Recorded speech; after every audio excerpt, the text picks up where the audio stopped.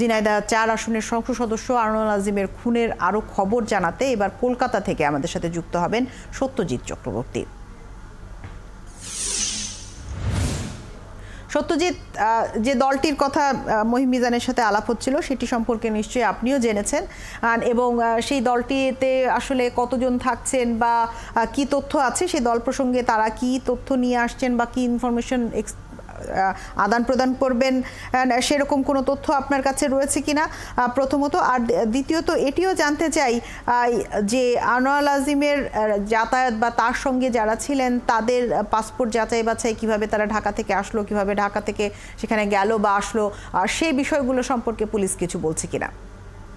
দেখুন, যেটা সূত্রের খবর যে একটা 4 জনের প্রতিনিধি দল যার ভিতরে থাকছে গোয়েন্দা এবং পুলিশ ছাড়াও থাকে এসটিএফ সদস্য, সব মিলিয়ে এবং একজন এক্সপার্টও থাকছেন, ফরেন্সিক এক্সপার্ট। তো সব মিলিয়ে কিন্তু এই 4 জনের একটা প্রতিনিধি দল যাচ্ছে এমনটা সূত্রের দাবি, সূত্রের তরফ থেকে বলা হয়েছে। শেষ মুহূর্তে হয়তো সংখ্যাটা আরো বাড়তে পারে এবং যদি কিনা আরো বেশি জন যায় তাহলে সেক্ষেত্রে কিন্তু গোপন রাখা হয়েছে। দ্বিতীয় যেটা বিষয় সেটা হলো যে কেন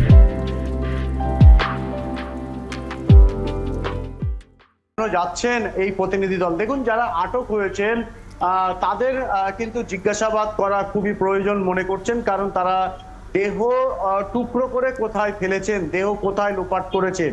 কারণ সাংসদ আনোয়ারুল আজিম আনোয়ার তার যে মরদেহ, সেই মরদেহ কিন্তু এখনো পর্যন্ত কলকাতা পুলিশ গোয়েন্দা কেউই কিন্তু উদ্ধার করতে পারেনি। রাত ভোর বিভিন্ন জায়গায় তল্লাশি কিন্তু চালানো হয়েছে, যে ইনপুটটা বাংলাদেশের তরফ থেকে দেওয়া হয়েছিল সেই লোকেশনে গিয়েছিল, কিন্তু এখনো পর্যন্ত কিন্তু সেই দেহ উদ্ধার হতে পারেনি। দ্বিতীয়ত আরেকটি বিষয় যে গাড়ি করে তারা কিন্তু এই সঞ্জীব আবাসন থেকে বেরিয়েছিলেন, সেই গাড়ি করে বেরোনোর পর তারা একটি নির্দিষ্ট স্থানে যান, সেখানে গিয়ে নামিয়ে দেন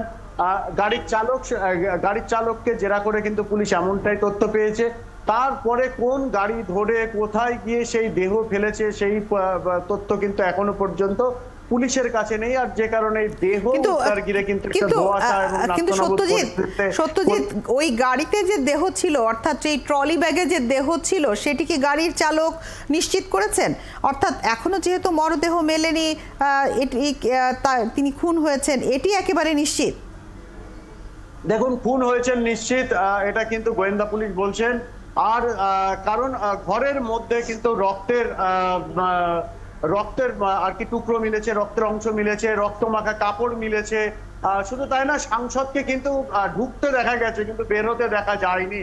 ফলে তাহলে সাংসদ গেলেন কোথায়? ঘরে কিন্তু দীর্ঘ 6 ঘন্টা ধরে গতকাল ফরেন্সিক এক্সপার্ট, পুলিশ, গোয়েন্দা সবাই কিন্তু বিভিন্ন রকম নমুনা সংগ্রহ করেছে। তাহলে দেহ গেল কোথায়, প্রশ্নটা এখানে। এবং যেভাবে যে তথ্যগুলো তারা বাংলাদেশে গোয়েন্দা পুলিশে আটক হয়েছেন তারা জিজ্ঞাসাবাদে যে জায়গার কথা বলেছেন, পুলিশ সেই সমস্ত জায়গা, সেই সংশ্লিষ্ট এলাকা সর্বত্রই গিয়ে কিন্তু খোঁজ করেছেন, কিন্তু কোথাও গিয়ে দেহ মেলেনি।